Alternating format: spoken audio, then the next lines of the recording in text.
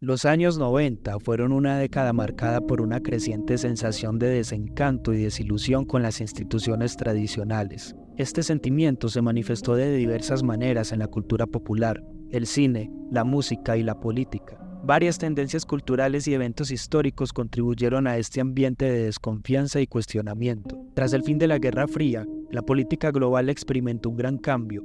La caída del muro de Berlín y la disolución de la Unión Soviética dejaron a Estados Unidos como la única superpotencia mundial, pero también expusieron las limitaciones y los errores de la política exterior estadounidense. Escándalos como el de Watergate en la década anterior habían sembrado la semilla de la desconfianza en el gobierno, y los 90s continuaron esa tendencia con eventos como el escándalo de Mónica Lewinsky y las controversias sobre la intervención militar en lugares como Somalia y los Balcanes.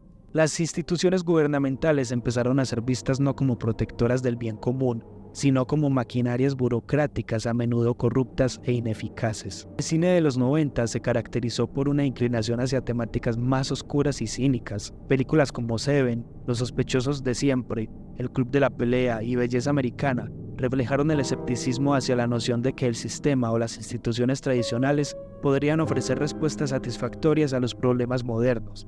Este tipo de cine, conocido como neo-noir, se enfocó en personajes moralmente ambiguos, tramas complejas y finales a menudo pesimistas, donde la justicia no siempre triunfa y la verdad puede ser difícil de discernir. La década también vio un alejamiento creciente de las instituciones religiosas tradicionales.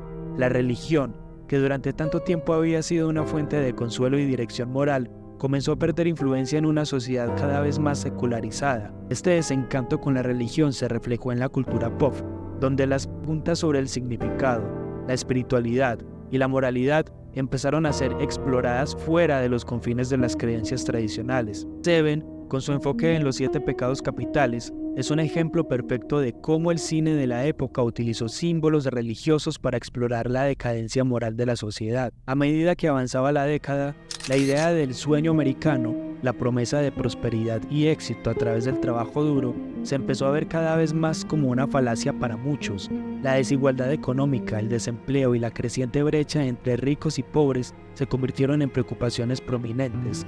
El grunge, que surgió en la escena musical a principios de los 90s, encapsuló el espíritu de la época con su enfoque en el aislamiento, el nihilismo y el rechazo a las convenciones sociales. Bandas como Nirvana y Pearl Jam expresaban un malestar generacional que resonaba con jóvenes que se sentían desconectados de las promesas de sus predecesores.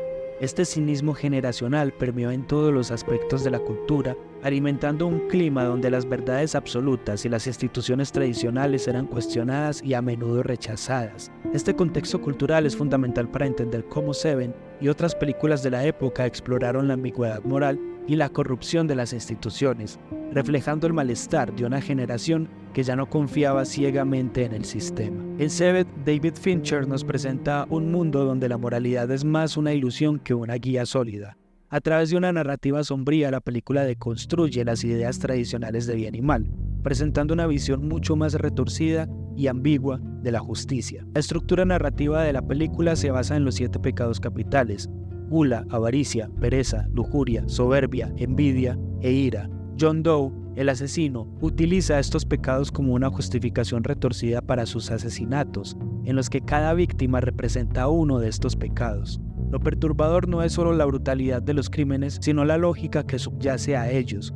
John Doe ve su labor como una misión moral, una especie de castigo divino para una sociedad que él considera moralmente corrupta. A través de este prisma, la moralidad deja de ser un concepto universalmente aceptado y se convierte en algo que puede ser manipulado para justificar actos horribles. Los personajes de los detectives Somerset y Mills representan 2 visiones del mundo que, al principio, parecen estar en conflicto. Somerset es un veterano cínico, cansado de una vida de lucha contra un mal que parece interminable. Mills, por otro lado, es joven, idealista y cree en la posibilidad de un cambio real a través de su trabajo. A lo largo de la película, estas visiones se ven comprometidas y finalmente destruidas. Somerset, a pesar de su escepticismo, aún intenta mantener un sentido de decencia, pero se enfrenta constantemente a la realidad de que el sistema es ineficaz y a menudo ciego ante las verdaderas raíces del mal. Mills, en cambio, ve cómo su idealismo es erosionado por la brutalidad de la realidad, llevándolo a un punto de ruptura donde la moralidad ya no es un guía, sino una carga. John Doe es un villano atípico, no porque sea monstruoso en su crueldad, sino porque presenta una lógica retorcida que obliga tanto a los personajes como a la audiencia a cuestionar la moralidad. No es un asesino caótico, es meticuloso, calculador y profundamente convencido de que sus acciones tienen un propósito moral. Lo que hace a John tan aterrador es precisamente esa convicción. Él no ve sus crímenes como actos de maldad, sino como un acto de justicia superior. A lo largo de Seven, la moralidad se presenta como algo frágil, fácilmente influenciable y manipulable. No es un pilar firme, sino una construcción social que puede ser derrumbada bajo presión. La película nos obliga a enfrentar la realidad de que, en un mundo tan corrupto y oscuro como el que presenta, los conceptos tradicionales de justicia y moralidad pueden no solo ser insuficientes, sino completamente irrelevantes.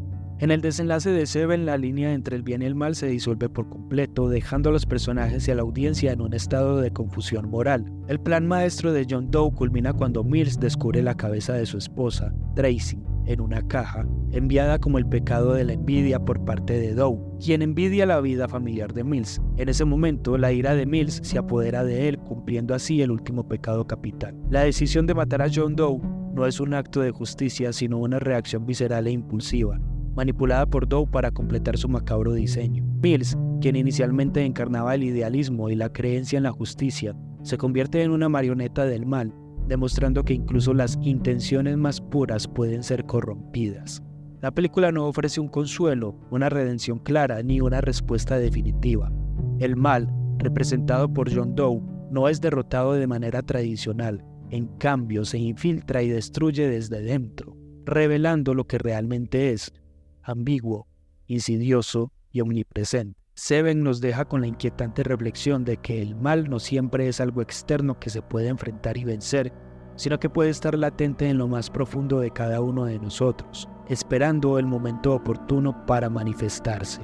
En este mundo creado por Fincher, el mal no es un simple antagonista que se puede derrotar, es una fuerza que desafía las nociones de moralidad, justicia y redención, dejando a los personajes y a nosotros en un limbo ético que perdura mucho más allá de los créditos finales. También dirigida por David Fincher, El Club de la Pelea explora el mal y la corrupción interna, pero lo hace desde una perspectiva de rebelión contra el consumismo y la identidad. El protagonista se enfrenta a una parte de sí mismo encarnada en Tyler Durden, quien representa el caos y la destrucción, pero al final el protagonista intenta retomar el control, sugiriendo que aún existe una lucha por la redención. En Seven, la lucha interna de los personajes no conduce a la redención sino a la derrota. La corrupción no se limita a una parte de uno mismo, sino que envuelve y destruye a todo el individuo, como se ve en la caída de Mills. Fincher utiliza a Seven para mostrar que en ciertas circunstancias, la lucha contra el mal puede llevar a una espiral de autodestrucción sin salida. Otra película de Fincher, Zodiac, se centra en la obsesión y la búsqueda de justicia en un mundo donde el mal parece siempre un paso por delante. Al igual que Seven, Zodiac ofrece una conclusión ambigua, donde el asesino no es atrapado y los personajes se ven atrapados en una búsqueda interminable y agotadora. Sin embargo, mientras que Zodiac se basa en la frustración de no poder resolver un caso, Seven va más allá al mostrar que incluso resolver el caso no lleva a la paz o a la satisfacción. La captura de John Doe no es una victoria, sino una trampa que culmina en la destrucción de la moral y el idealismo de Mills. En Old Boy, un thriller surcoreano, el protagonista es manipulado en un juego de venganza tan elaborado que se enfrenta a verdades desgarradoras sobre su vida y su moralidad. Como Seven, Old Boy explora la ambigüedad moral y la naturaleza destructiva del mal. Sin embargo, Old Boy ofrece un enfoque más personal e íntimo en su narración, centrado en la venganza y la identidad. Seven, por otro lado, amplía su enfoque para hacer una declaración más amplia sobre la moralidad en la sociedad. Tras que Old Boy deja su protagonista devastado, Seven muestra cómo toda la estructura de moralidad de un individuo, y por extensión la sociedad, puede ser desmoronada por una confrontación con el mal absoluto. Seven es un espejo que refleja las ansiedades y los dilemas morales de nuestra sociedad. David Fincher construye un mundo donde la justicia puede ser tan corruptible y frágil como aquellos que la defienden. Al deconstruir las nociones tradicionales de moralidad y justicia, la película nos obliga a cuestionar nuestras propias creencias y nos deja con una inquietante sensación de impotencia. En una sociedad donde las instituciones que solían ser pilares de moralidad y justicia están constantemente bajo escrutinio, Seven resuena más que nunca. La corrupción, la manipulación del poder y la pérdida de fe en las estructuras que deberían protegernos son temas que siguen siendo dolorosamente relevantes. La ambigüedad del mal que Fincher presenta no es solo una construcción cinematográfica, es una realidad que se manifiesta en las noticias diarias, en las injusticias que vemos y en la desesperanza que a menudo sentimos frente a los desafíos globales. Seven nos recuerda que el mal no siempre es un monstruo fácilmente identificable.